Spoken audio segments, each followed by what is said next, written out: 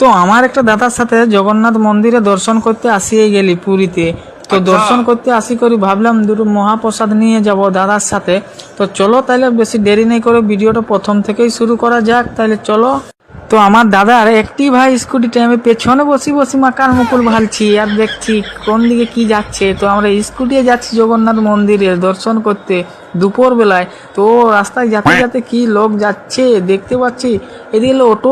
তো প্রথমে বাবা জগন্নাথের দর্শনটাই করিলি, তারপর যাবো প্রসাদ আনতে। তো আমার দাদারা দর্শন করে নিলে, তো আমি ওটুকু প্রণাম করিলি, তারপর যাব প্রসাদ আনতে জগন্নাথের মহাপ্রসাদ। তো পেছন দিকে গেলে মহাপ্রসাদ পাবো। আর রথ হয়েছিল, রথের ইয়েগুলো আছে।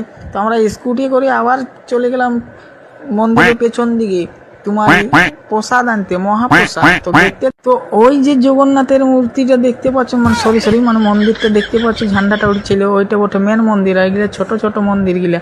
তো মহাপ্রসাদ তো এখন আমাদের এখানে তৈয়ার করছে, এখানে পয়সা দিয়ে করে মহাপ্রসাদটা নিব। তো আমার দাদা ঝোলাটা দেখে মাকার মুকুল ভালে আর বেগ দিয়ে সাম করছে।